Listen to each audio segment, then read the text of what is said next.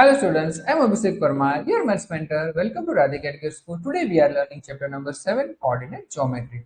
In today's our question is if point 12, point 4y, point x6 and point 35 are the vertices of a parallelogram taken in order and find x and y.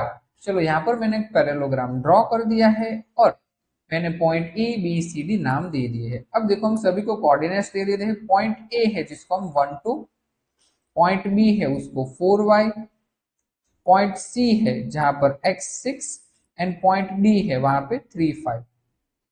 Done है। अब सभी coordinate vertices को मैंने coordinates दे दिए हैं। अब बात किसकी चल रही है? तो वो पैरेललोग्राम की चल रही है। ठीक है, अगर पैरेललोग्राम है तो उसकी प्रॉपर्टीज हमें पता है कि भाई दोनों डायगोनल्स है वो एक दूसरे को बाइसेक्ट करेगी। ठीक है, ये हमें पता है कि डायगोनल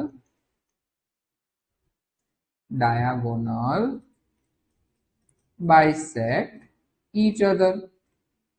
ठीक है, एक दूसरे को बाइसेक्ट करती है मींस तो हमें ये मिड पॉइंट फॉर्मूला से हम इसे सॉल्व कर सकते हैं कि भाई mid point of A C is equals to mid point of B D. क्या ये क्लियर है सभी को? Mid point of A C is equals to mid point of B D.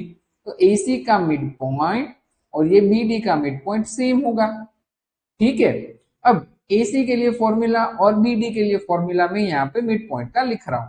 ठीक है, तो मिड पॉइंट का फॉर्मूला क्या है? x1 plus x2 divide by 2 and y1 plus y2 divide by 2।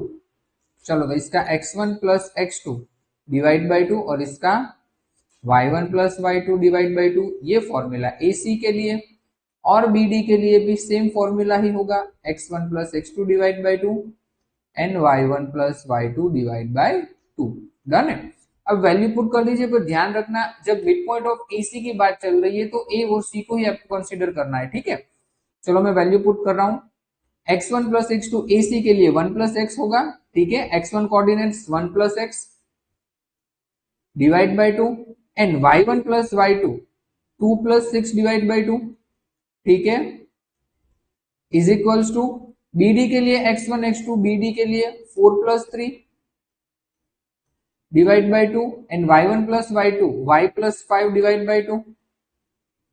ठीक है, डन है इतना।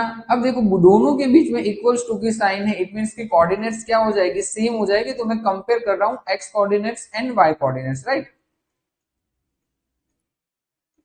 Compare x and y, x और y कोऑर्डिनेट्स को हम कंपेयर करें तो एक ये होगा 1 प्लस एक्स डिवाइड बाई 2, मैं पीछे लिख रहा हूं। एक तो ये होगा 1 plus x divide by 2 is equals to, देखो हम इन दोनों को कंपेयर करें, ये हमारे x हो जाएंगे ना, 4 plus 3 divide by 2, 4 plus 3 divide by 2 और एक हमारे पास ये हो जाएगा 2 plus 6 divide by 2, 2 plus 6 divide by 2 और उसके सामने y कौन है? y plus 5 divide by 2।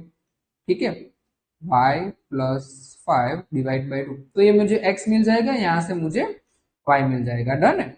अब देखिए ये 2 और 2 तो कट, ये 2 और 2 कट, यहाँ पर 1 plus x is equal to 4 plus 3 7। अगर मुझे x फाइंड करना है तो यहाँ पे 1 प्लस से सामने की साइड जाएगा तो -1, so x is equal to 7 minus 1 6 and इसको सॉल्व कर लेते हैं। 2 plus 6 8 divide by 2 is equals to y plus 5 divide by 2, ये 2 और 2 कट। ठीक है, तो बचा गया 8 is equals to y plus 5, 5 को शिफ्ट कर दीजिए, so 8 minus 5 is equals to y। तो y की वैल्यू क्या मिल जाएगी आपको? 3। तो x और y की वैल्यू मिल गई 6 और 3। ठीक है, ये सिंपल क्वेश्चन है, 2 मार्क्स में आ सकता है।